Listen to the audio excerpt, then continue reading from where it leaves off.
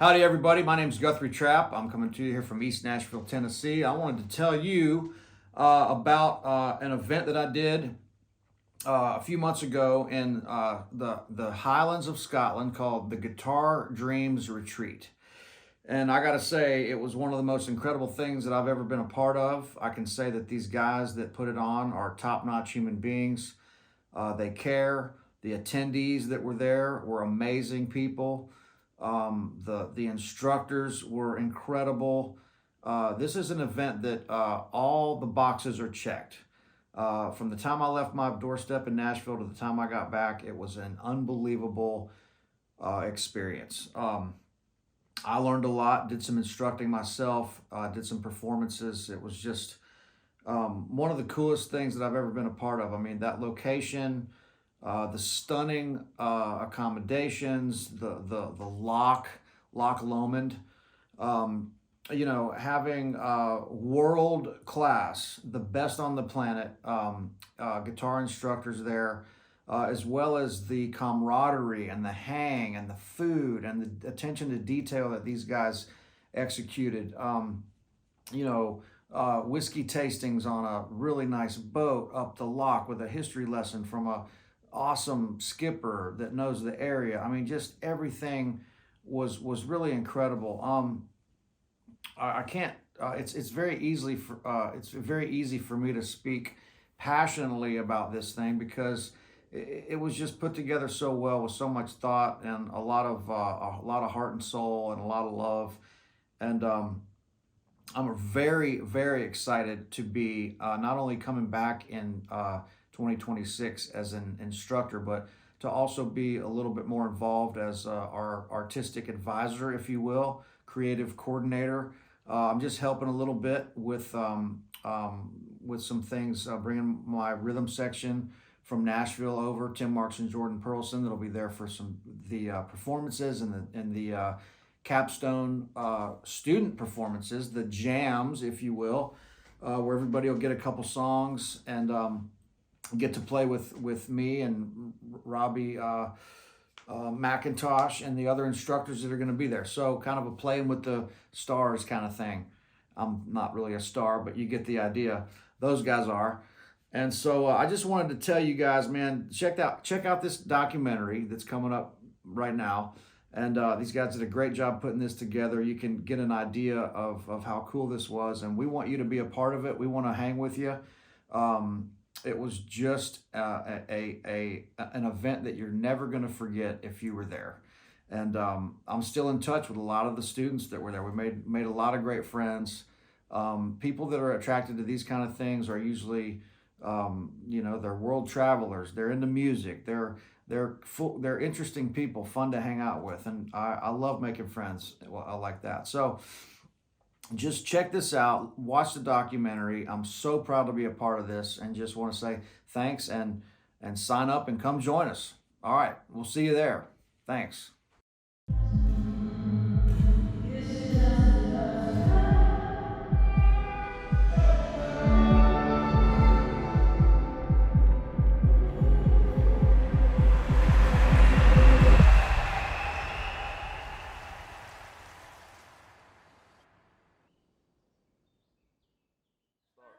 Rolling. Rolling. I'm always thrilled and proud and honored to be on any kind of a list like this. I mean, this is a workshop, and I'm here as an instructor, but I'm also here as a student. I mean, you guys, you got two of the biggest influences and legends in electric guitar. I mean, Larry Carlton and Robin Ford. Those are definitely two of my favorites, and Robin. I mean, I can tell you exactly where I was when I heard his music for the first time, and it was one of those life-changing light bulb moments of like, wow, what is this? I've got to go down that rabbit hole for a while, And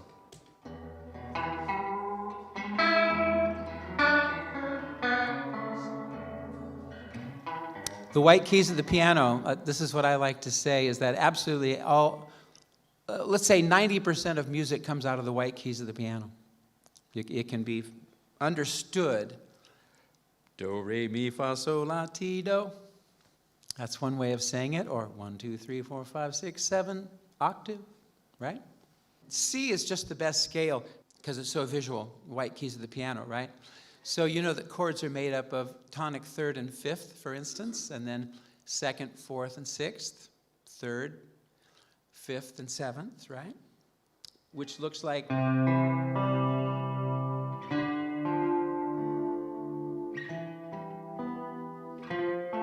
So this can be a chop buster for some people, but I want to stay in the key of C. So forgive me, but it's da da da, 1, 3, 5, 2, 4, 6. And on the piano, you just go like this, and then you just go like this. That's all that's happening. And that's the 1 chord, 2 chord, 3 chord, 4 chord, 5 chord, 6 chord, 7 chord, blah, octave. So the 5 chords, the blues, right? C, F, G, for instance. That comes into question. But 1, 3, 4, 5, 6, 7, 8, you know, those are your chords. Somebody says 1, 6, 2, 5. 1, 6, 2, 5. That's it. And it looks like ding, ding, ding, ding on the piano. So the piano, I really encourage everyone, you should have a little keyboard. So you just see it. It's right there, man. It's so obvious and so simple. And as I like to say, you know, do, re, mi, fa, sol, la, ti, do, right? It's so important that they wrote a song about it. Very famous song. Oh, it goes, do, the thing that buys me beer. Re, the guy who sells me beer.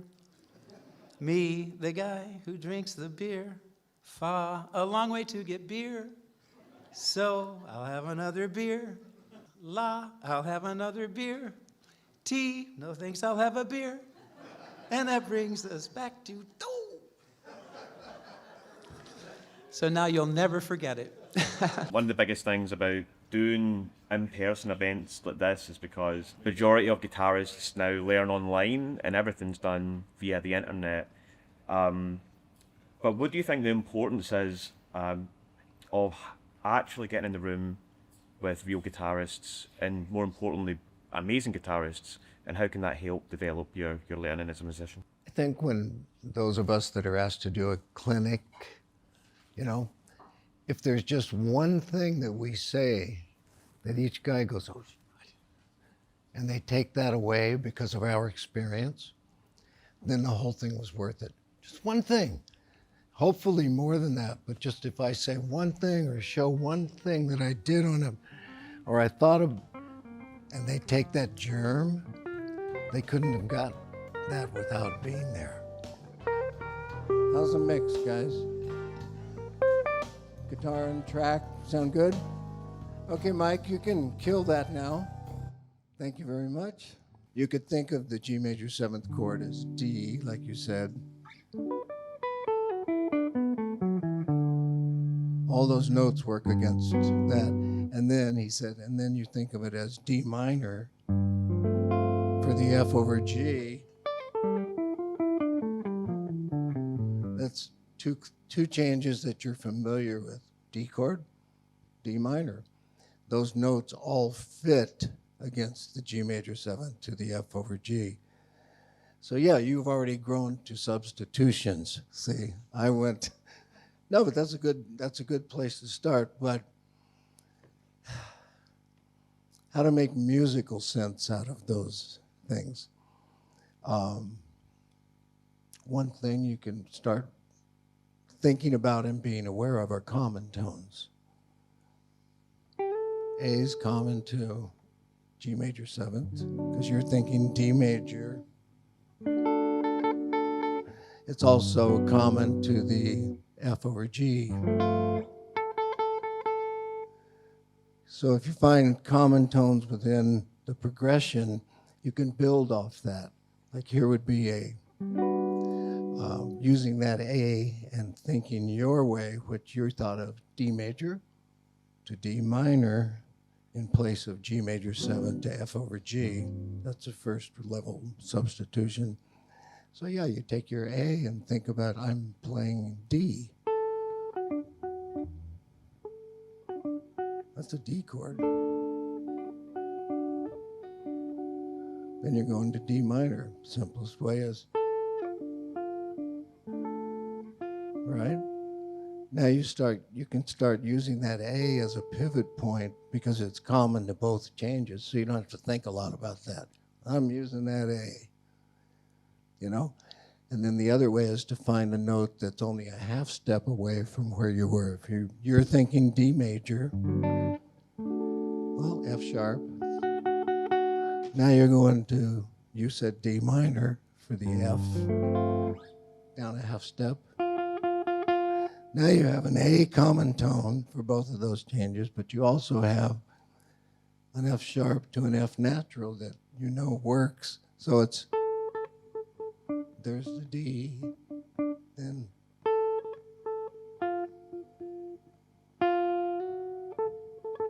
it's slightly surreal sometimes if you're just sitting chatting with Robin Ford or Larry Carlton or something, but also, you know, great fun. And I think the sort of love of guitar thing bonds everybody together. So there's not really a, you know, them and us type of thing. Really, everybody feels pretty chilled out. I know I've been talking to people a lot out with the scheduled lessons. People just grab me in the corridor and say, "Can you just run that over again or whatever?" And yeah, so it's pretty easy going. The other thing that's interesting with the fingerstyle is, again, if you keep it relatively simple, you can play like a solid bass line. So in other words, the bass doesn't really move, the bass is completely solid all the time. And then you can maybe start to build it up like that. So a good exercise for this. Now, Tony and I have done a few workshops before, and we sat down and we did this, and everybody's looking at me thinking, that's the easiest looking thing I've ever seen in my life. Fast forward 10 minutes, they're like, I'm going to kill him. I really don't like him. He seems like a nice guy, but under the surface, pure evil. Right, so anyway, so what this is with only two fingers, your thumb and your first finger, right? So your thumb is just doing 1, 2, 3, 4, and it doesn't change from that, okay?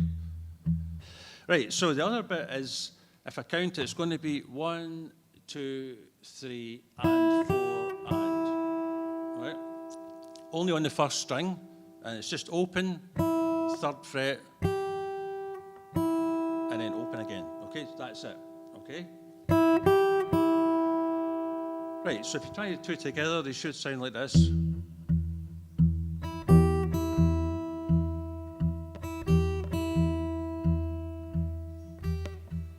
So you notice what happens is, as soon as you do da-da-da, your thumb decides that it's going to do something different, okay?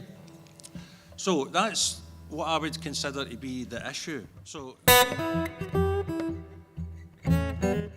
if you look something like this and you think, right, I'm going to play this type of thing.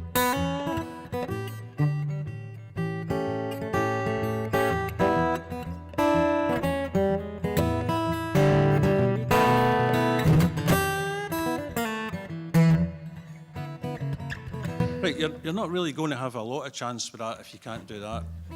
Right? That's the tragedy of the whole thing, right? The absolute tragedy of the whole thing is that's the hard work part.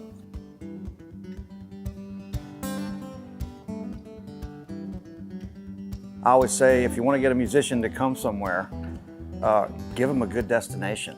I love to travel, I love meeting new people, and I love seeing the world. And so when I was younger, I did a lot of touring, and you go to these places, but you don't really get to see the town, you know? And so as I get older, you know, the destination is a big deal. This countryside will keep me whole. I've escaped more than twice from here, London, Bristol, and further afield, but you hold back things to help me stay. But now I'm all grown. You'll ask if I'll keep coming home. Don't you dare send me on a guilt trip away from here.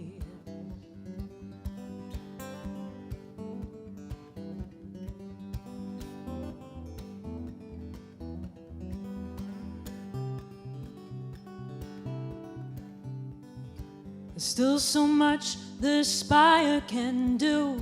I had my first kiss in its shadow, ate mulberries and went to school. It's no empire, cries lost seers, but they don't have choristers that bring me to tears. I planned my wedding there for most of my life. A Walton fanfare, sweet peas, romantic.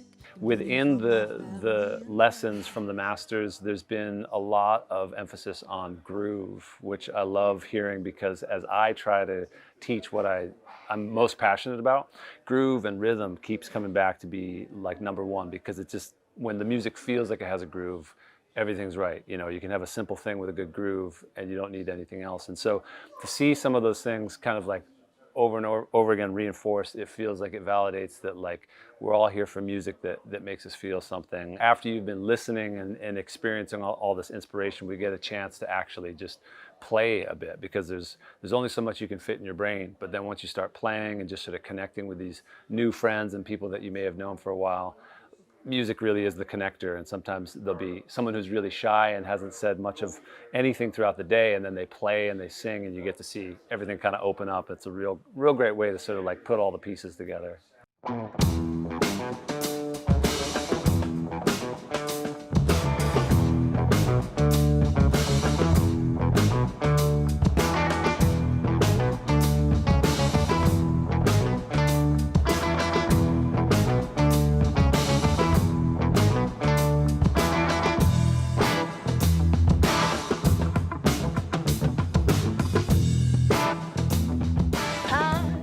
I go out by myself and I look across the water,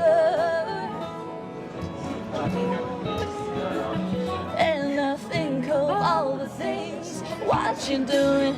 In my head I paint a picture that I want from myself is to be satisfied.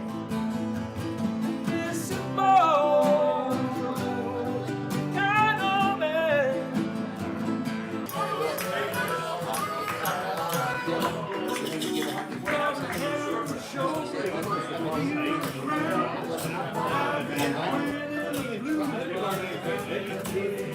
Nowadays, everybody wanna talk like they got something to say. Nothing comes out when they move their lips. There's that bunch of gibberish and motherfuckers act cause they forgot about rain.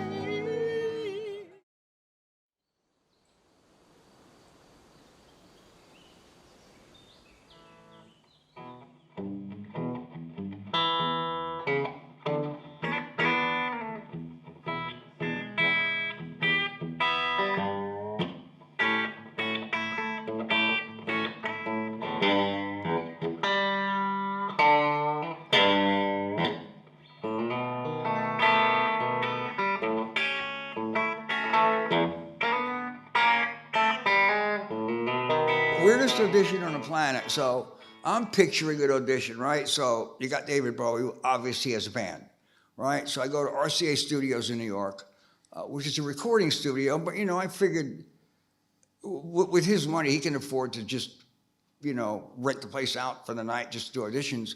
There was no band. I walk in the place and his assistant meets me in the front. Because I had requested, they said, what kind of amp you want? I said, well, just get me a Marshall, whatever, I'll bring my guitar. And she walks me into the live room, and there's the amp, and she leaves me there. And then I hear the intercom, and it's an American voice. I can't see the control room because the suckers, they blacked out the control room, so I couldn't see anything. And voice was American.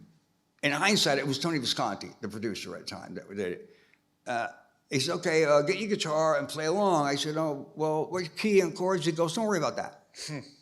All right. When I didn't realize, I was playing along with Diamond Dogs as it was being mixed. They were pulling guitars out, and I was, you know, on the spot. And I think I played maybe a half hour.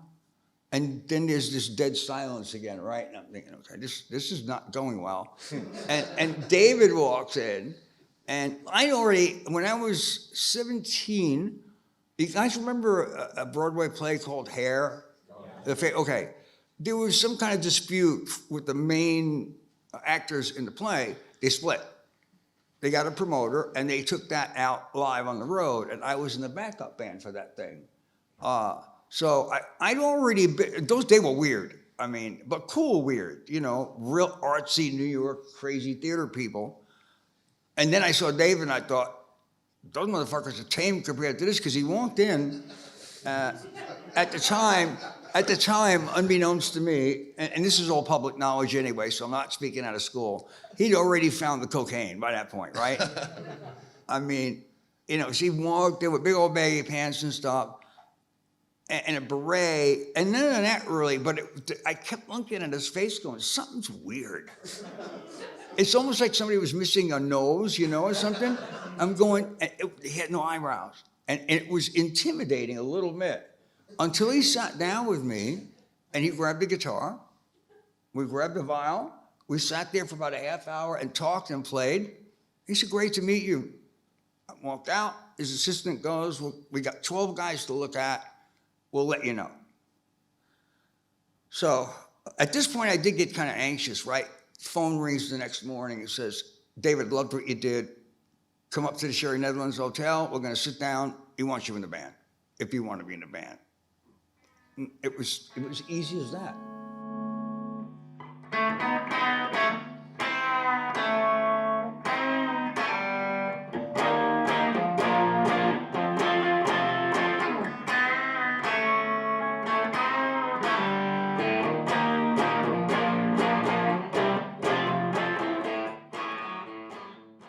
I did a workshop yesterday. I was terrified, but it went pretty well, I think. And I'm totally in awe of the other guitar players that are here. Larry Carlton, Robin Ford, Guthrie Trapp, John Goldie. I mean, they're all a lot better than me, but there's some reason they asked me to come and it's been great. What a great experience.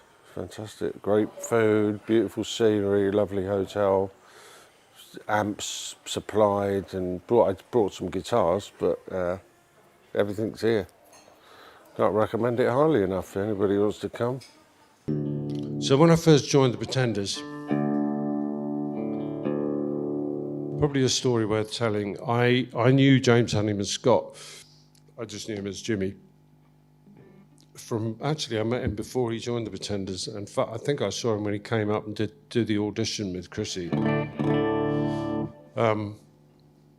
And he talked to me about maybe joining the band for live and kind of just fleshing out the sound of the band, you know, because he maybe wanted to play some keyboards, blah, blah, blah, blah, blah. And then he died very suddenly. And I didn't get in touch with anybody. I thought, well, you know, I wasn't disappointed. I was sad for him dying, but I wasn't disappointed. I didn't see it as a chance gone, you know, flying by. Anyway, they called me eventually. I think one of the crew guys had mentioned that they knew me, and I went and did an audition with a bunch of other people. So I did get the gig kind of legitimately. You know, I did an audition, and Chrissy rang me up a couple of days after. First thing we played was a song that was it was a hit, but we recorded this just before Christmas of '82, and we wanted to put it out as a single, but the record company said, "Oh no, it's too late. We can't promote it." Blah blah blah blah. So it became a single in Christmas of '83. So we just sort of sat on the shelf for. I was convinced it would have been a hit if we put it out. And it was called 2,000 Miles. It was a Christmas. I don't think the American will recognise it. Yeah? Yeah. Oh, good. I mean, it's a good Christmas song because it's not like in your face. Merry Christmas. It's kind of. It's very subtle, I think. It even had the line, but that was a backing vocal that we did where we went, Father Christmas, but we took it out, or Chrissy took it out, because it just sounded terrible. So Chrissy came to me with it. I'd show down to this. This is what she played.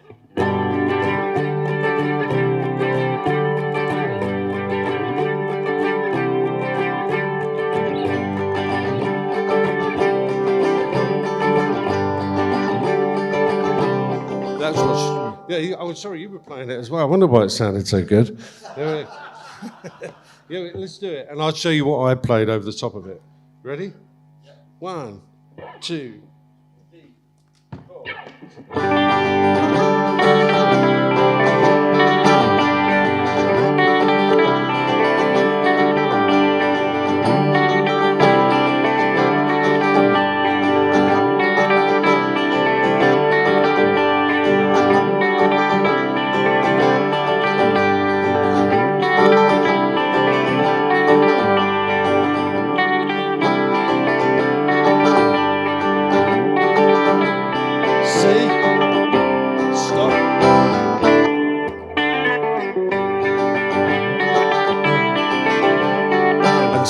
So on and so forth.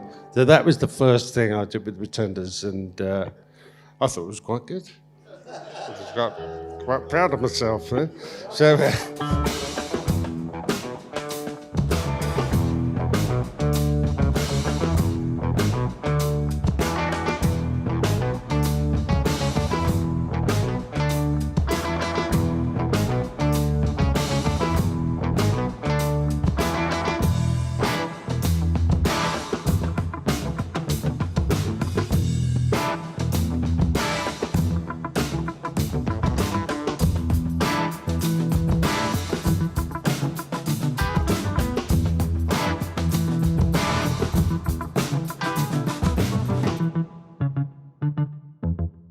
September last year, my wife and I got evicted from our flat. It wasn't that bad, right? We lived there for 3 years, and our landlord said, we have to move our family in, so you guys need to leave. So we left, and we went to Poland for a while, and we thought, what do we do next?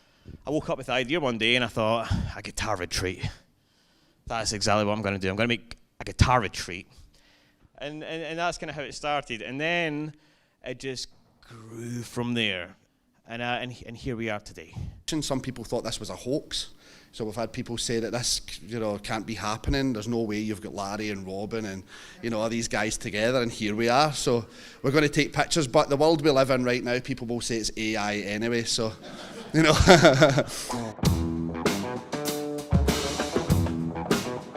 you have a good guitar, and actually even a crap guitar, everything in the physics system will attempt to resonate with you when you're playing. I started playing with big stacks, Marshall valve amps, Orange valve amps, 4x2, like a full stack, because I needed a full stack in my garage. It was imperative that I had every speaker possible, And then I'll never forget playing my first ever gig at the Rose and Crown pub in Trowbridge in Wiltshire with my parents and about 5 of their friends. It was the best gig ever. And I got a lot of... That's how I sounded. I still thought I was amazing, even though I sounded like arse. And what was happening was that the amp was really close to me, and whenever I would turn to speak to the audience, it would feed back, and it was just horrendous. I persevered and ended up, through a whole different chain of circumstances, at Abbey Road, being recorded by Eddie Kramer. So Eddie is a legendary producer engineer who produced and engineered, amongst many people, Jimi Hendrix and the Stones and Steve Vai and some like my idols. But we got on really, really well. But while we were playing, he stopped me and said, I'm going to teach you something now, Rob. I want you to pay attention, listen very closely to me. He said, I want you to play one note. Do you think you can do that? And I was like, yeah. And he went, but I didn't hear one note. I heard a barrage of harmonics. And I thought, oh, I think I understand what he's saying. He said, you need to do what Jimmy did and what everyone else that I've worked with did and learn how to not play everything else you're not wanting to play. So I want to teach you some of the ways that I remove the unwanted empathetic resonations from the guitar to make it really pure. Let's start with these 3 fingers. Let's just place your swearing finger and your ring finger on the E and the B string, like this. The E and the B string. The beast ring. And then I want, with your pick, I want you to pick the G string. So it goes. And what you'll notice, though, is we're not muting the E, A, and D strings, because as you lift your thumb up, they're left exposed. They could just do that, which would be really annoying. I'm simulating volume. So what you could do is, once you've picked with your plectrum, you could rest your thumb, the side of your thumb, on top of the E, A, and D string. So just practice. So you pick, and then you rest your thumb on top of the E, A, and D. So it'll look like this.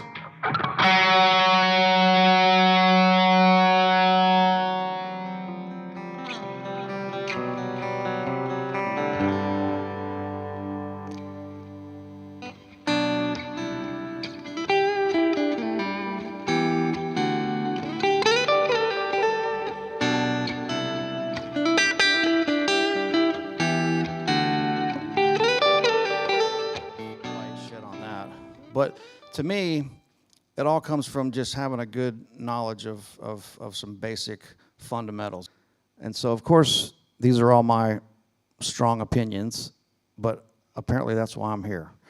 So I will say that I don't like the term caged system, because it's confusing the shit out of a lot of people.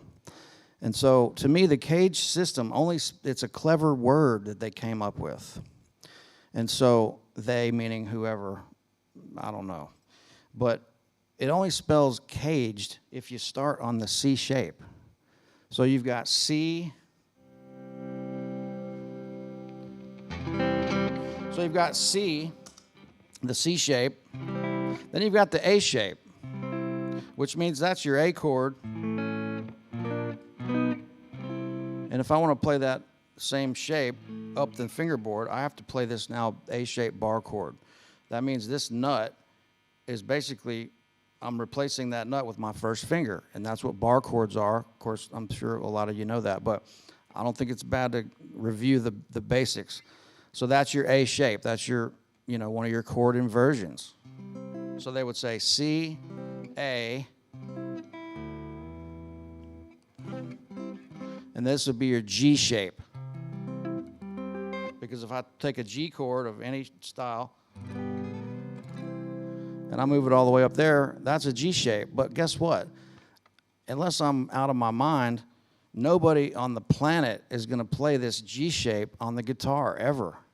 But you have to know that shape, these constellation notes that make up these chords. To me, I look at it like building a house. The chord is the foundation.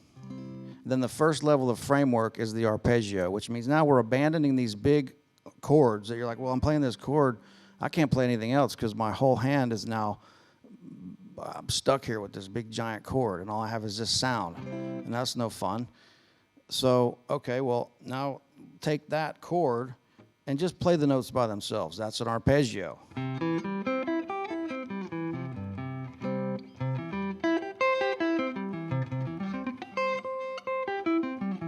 I'm gonna get it together, don't worry.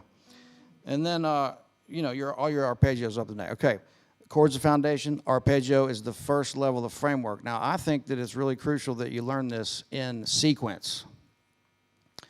That's my house analogy, man. The chord is the foundation, the arpeggio is the first level of framework, the sheetrock is the pentatonic, and the wallpaper is the major scale. And then anything creative past that is the artwork and the furniture. In coming here, I was a little bit suspect, a little bit pessimistic that the thing that was sold in the brochure and, and all of that, it sounded too good to be true. And I went, yeah, so this ain't going to happen. That's not going to happen. And, possibly, but it's all come good. And it's exceeded my expectation. Some of the jams have been great. The concerts, the night concerts are lovely. And then to be able to go to the bar with the people who you've just seen and talk about their music and how they got to be where they are and can swap stories, that's been highly enjoyable. I've been running and hiding for much too long. You know it's just your foolish pride, Layla. I've never been to Scotland, and it's honestly so beautiful, and it's been an amazing experience. And I've learned loads, especially from Andre. Andre's been teaching me a lot, and I've really connected with him. He's been teaching me all these cool turnarounds, voicings, phrases. So yeah. I fell in love with blues. I devoted my whole life researching. I wrote music that is blues influenced in Portuguese, and was very successful doing that. And that allowed me to play with some of my heroes, some back in California. And then when they start coming to Brazil, I was backing them up and enjoying that. And being here is like the pinnacle of all this, because I'm a full-time teacher. That's all I want to do. I hardly perform. And being in front of you guys that I know love this so much is like a blessing. So thank you for coming. Thank you for trusting us on this project. And I'm here to play some old blues for you guys now.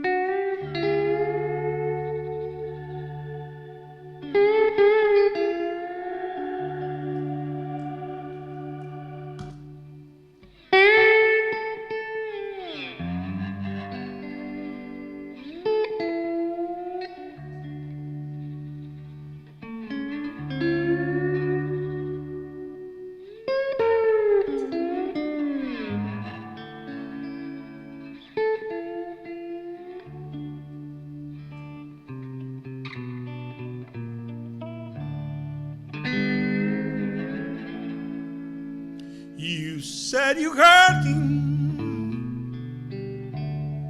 you almost lost your mind. Man you love, it hurts you all the time. When things go wrong, go wrong with you, baby. He hurts me too.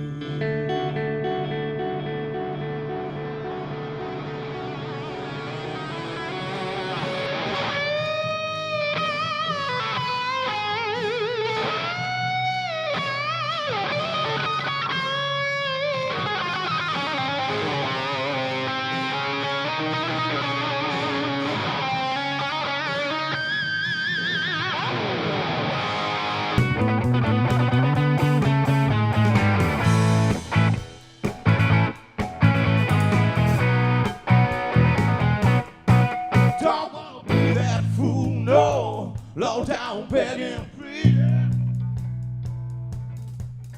You can lay it all out now, baby.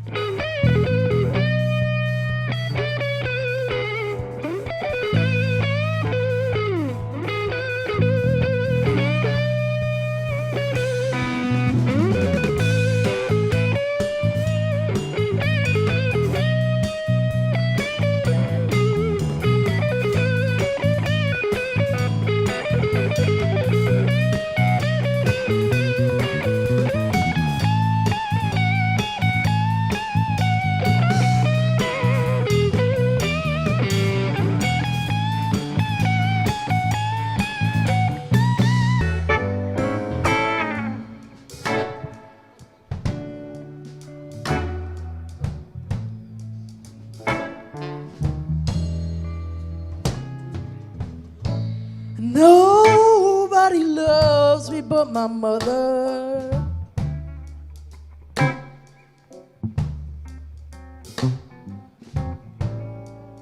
And she could be jiving too.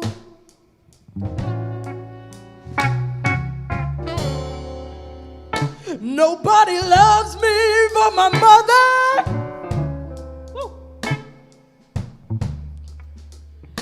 She could be jiving too.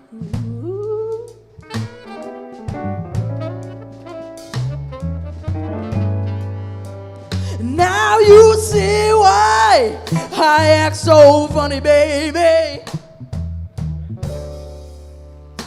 When you do the things you do.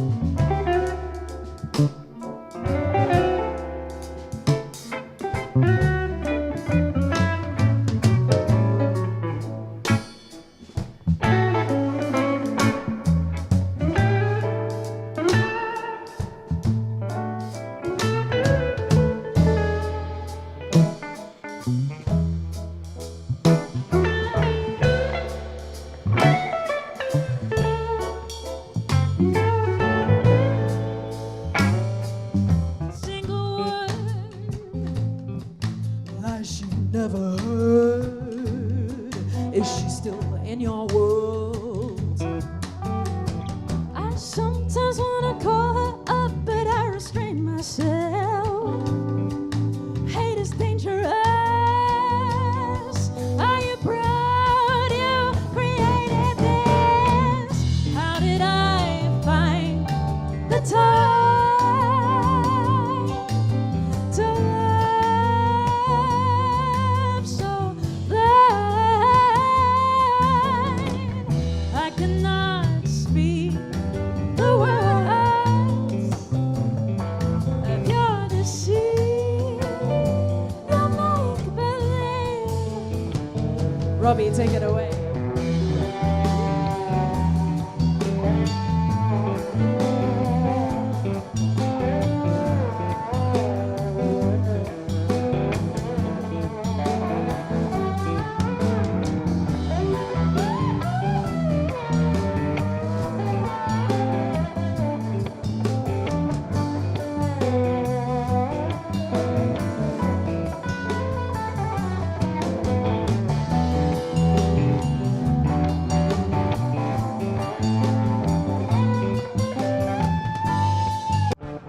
I'm a crosscut saw.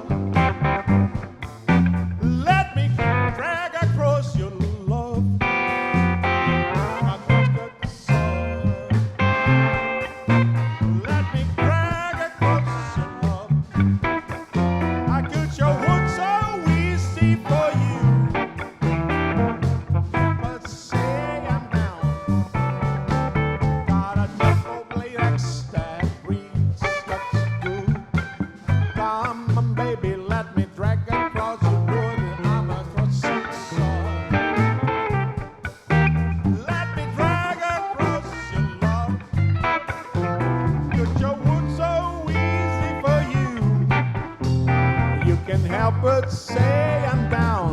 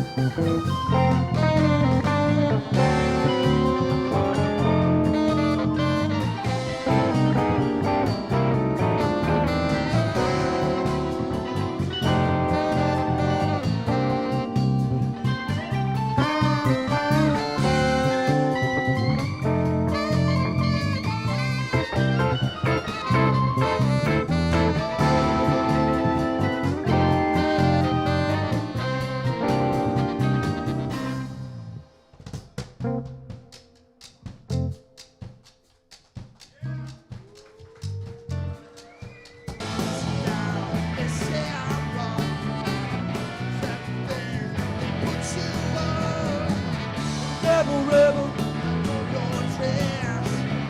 Rebel, rebel, your face is a mess.